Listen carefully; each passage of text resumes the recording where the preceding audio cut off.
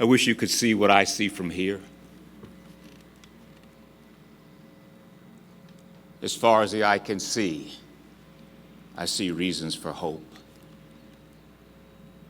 I want to thank President Sullivan for inviting me here today to give remarks to this august and distinguished graduating class. I want to thank the trustees, distinguished faculty, friends, family, the Board of Trustees, for the invitation to spend just a little time with you on this amazing occasion.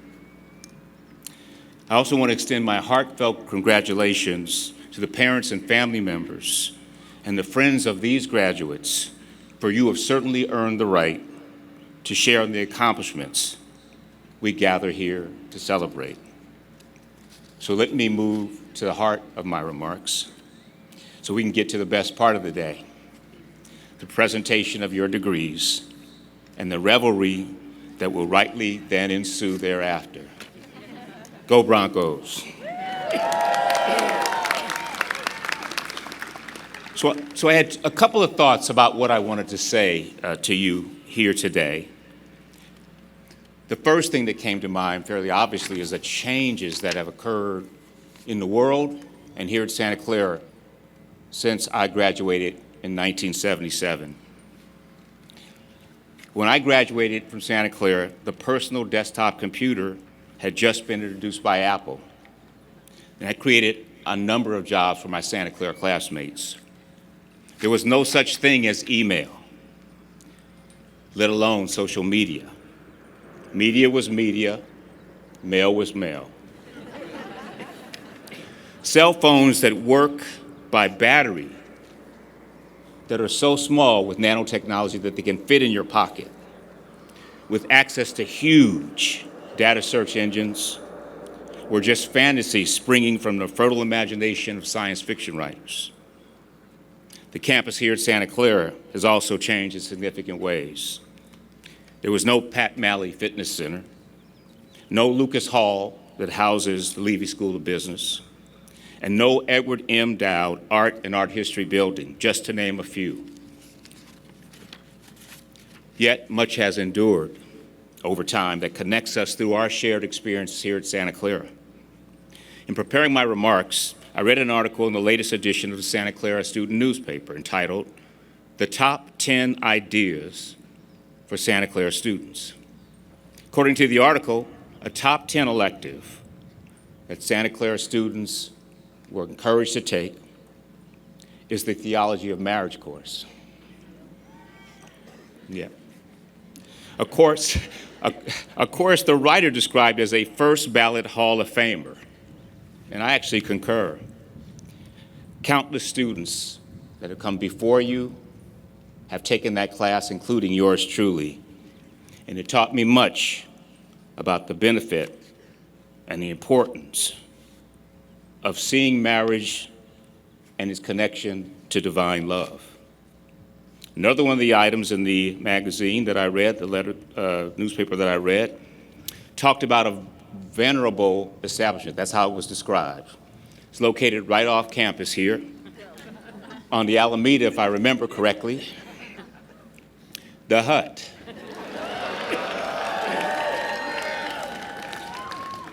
Now, the Hut has been a gathering place for Santa Clara students for decades, but mind you, only after many hours of study, necessitated by the challenging coursework we take here. These discussions last long into the night. And the fervor of these discussions, this is for the parents, the further of these discussions require a break from time to time and the selection of a beverage or two.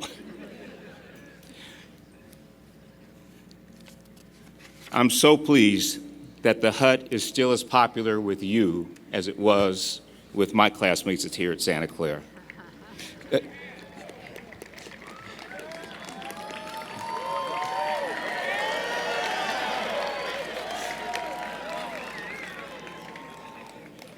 But I want to move to, in talking about things that have endured, that haven't changed, Perhaps the most important one is the quality of education that you've received here at Santa Clara. Trust me, this degree is your passport to living out your dreams, both known and ones you can't even imagine at this juncture. Trust me, I know of what I speak. Simply put, the education I received here at Santa Clara changed the trajectory of both my life and my professional career. I've been a justice on the California Supreme Court now for over 4 years. Our court is described in a recent article as the most followed state Supreme Court in the United States. I've been a judge for over 30 years. It's challenging work, but it's rewarding. I get paid to learn something new each and every day and work with 6 of the most magnificent colleagues one can imagine to decide, clarify, and explicate the law in a state that has the most significant legal issues because it's the 5th largest economy in the world. My work has allowed me to travel all over the world, from Australia to Kenya, and most of the countries that comprise Western Europe, to speak about the rule of law and the vital role it plays in the operation of our republic. And yet, when I arrived here at Santa Clara in 1973 as a sophomore transfer student and unpacked my bags at Dunn Hall, I was filled with trepidation, not sure what the future held. And I certainly could not have envisioned that I'd become a judge, let alone sit on our court's highest court. My inability to envision my future wasn't the result of any lack of confidence, although I have to admit I've had my bouts from time to time in battles with the imposter syndrome. Rather, my trepidation and my lack of an appreciation for what I could ultimately achieve was simply due to a lack of exposure. We, you and I, irrespective of our background, ethnicity, or socioeconomic status, are simply not privy to the innumerable opportunities that your education will bring to you. I read an article in the Santa Clara magazine, and I want to share this quote with you because I think you will affirm it with a rounding show of applause. The article quoted the Dean of the College of Arts and Sciences here, Dean Daniel Press. And he said this: after teaching for some 28 years at UC Santa Cruz, Santa Clara stood apart for its student-first focus on the part of the faculty. Speaking of the faculty, he said, they are thrilled by their students.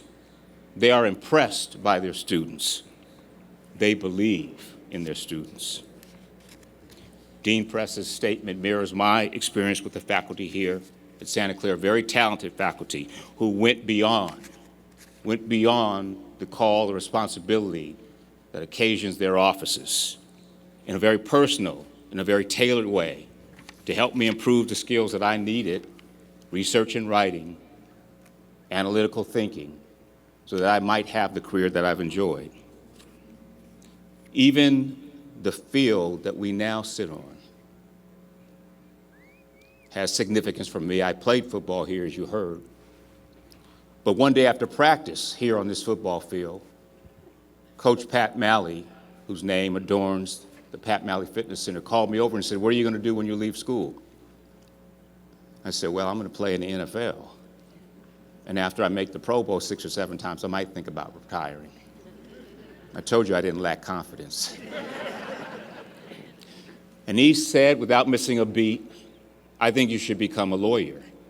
I asked why.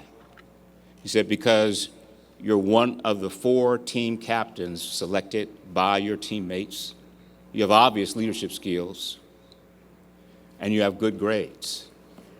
A law degree may help you do more for your community and meet an unmet need, because there are too few lawyers and too few people who need them.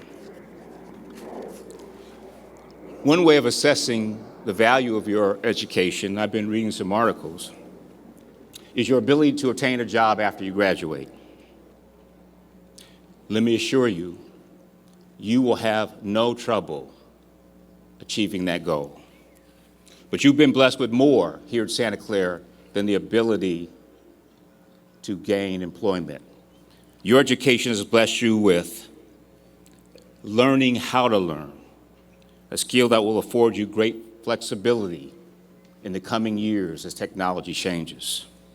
One recent alum described the value of Santa Clara education this way: the broad-based education I received at Santa Clara, the range of classes, professors, classmates, the collaborative classroom environment, gave me a Swiss Army knife of skills that could be employed in many situations.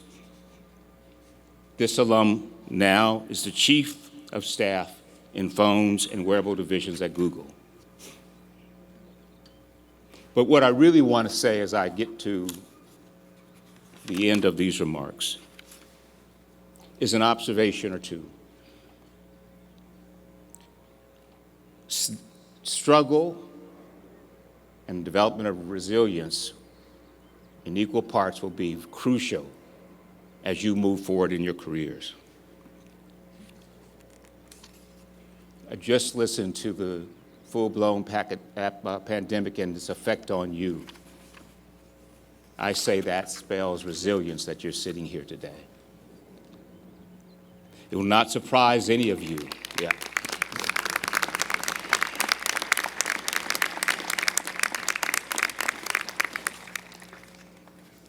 It will not surprise any of you that I've had my share of challenge and my share of hardships on this journey. The same will occur with respect to you. Perhaps the most significant challenge of my life has been learning to accept myself as a gay man. It did not come easy. I grew up in a different time than the times that you exist in now. And the message that I got far and wide was that I could not be gay. It wasn't to be tolerated. About 15 years ago, I started to come out. And the first 3 people I came out to were my classmates here at Santa Clara.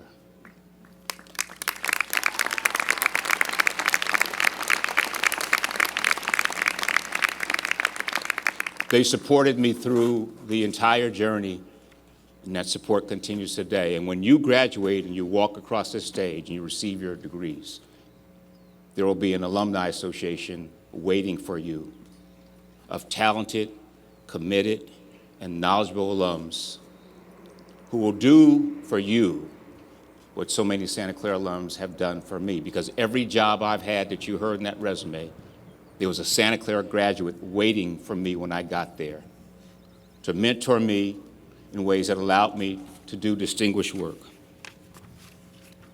So struggle will be a part of your life, but struggle will deepen your character. And struggle will allow you to better assess the God-given talents that God has proposed in you. And struggle, through the process of it, will generate gratitude. And gratitude is one of the most important values, because gratitude, in turn, produces a powerful impulse in you to be generous to others, to be of service, to be people in the service of God. So I want to read to you as I close a poem that I found about 30 years ago. It was given to me by a Santa Clara graduate who was a friend of mine while I was working in Washington, D.C. at the Justice Department, traveling across the country trying cross-burning cases and police success force cases. It's written by Langston Hughes. It's called Dream of Freedom. And whenever I read his words, and I encourage you to listen to them closely, I marvel at how a black man who experienced the pernicious and demeaning discrimination during Jim Crow found it within himself to write a poem that speaks about unity, not division, This poem seems so appropriate for the times in which we live. Hugh's poem reads as follows.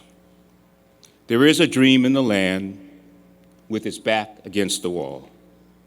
By muddled names and strange, sometimes this dream is called. There are those who claim this dream for theirs alone, a sin for which we know they must atone. For unless shared in common, like sunlight and like air, the dream will die for lack of substance anywhere. The dream knows no frontier or tongue. The dream knows no class or race. The dream cannot be kept secure in any one locked place.